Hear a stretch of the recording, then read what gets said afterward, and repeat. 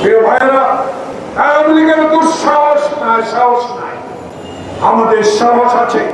কারণ আমরা সততার পরিচয় দিয়েছে আমাদের সরকার, খালেদা জিয়ার সরকার। কথায় কথা বলেন মাগুরা।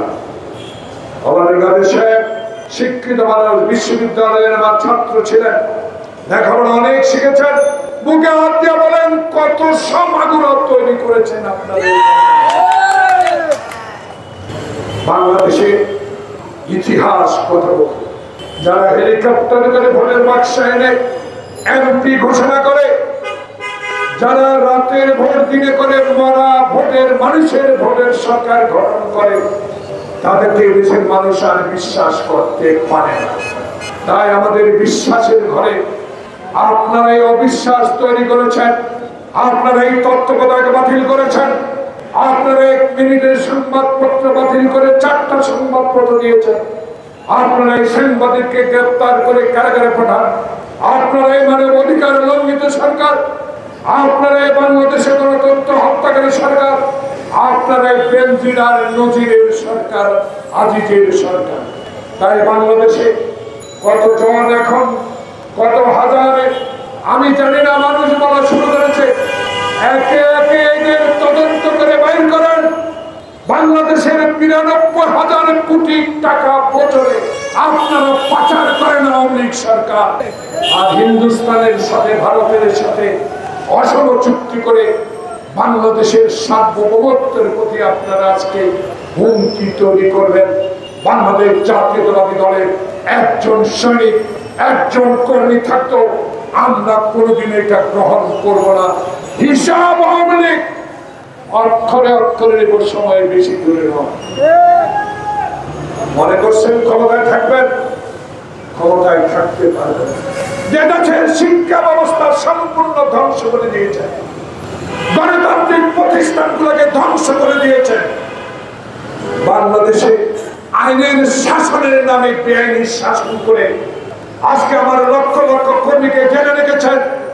মির্জা আলমগীরের মতো, মির্জা আব্বাসের মতো সততার পরিচয় দেওয়া নেতাদেরকে বিচারপতিকে বাজ ভবনে ঢিল মারার কারণে জেল কাটতে হয়। এর চেয়ে লজ্জার কিছু আসে যায় আপনার?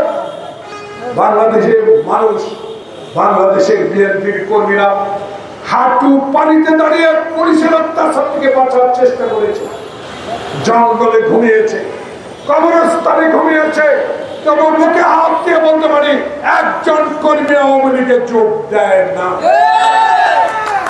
তাই আমাদেরকে নিরাশ ভাবে আমাদের সাহস আছে, সেই সাহসটা ব্যবহার করে একটু সুযোগ দিবেন। পুলিশকে নিরপেক্ষ রাখেন তো, একদিনের জন্য একটা মিছিল করি, গাড়িতে হাত দেব না। আপনাদের ভাষায় আপনারাই ককটেল তৈরি করে নিক্ষেপ করেন, সেই ককটেলও নিক্ষেপ হতে দেব না। আসুন দেখি কার বল করত। কারণ আল্লাহ তাআলা বলেছে জনগণই সকল শক্তির উৎস। বাংলাদেশ জাতীয়তাবাদী দল তারেক রহমানের উৎস হলো বাংলাদেশের জনগণ।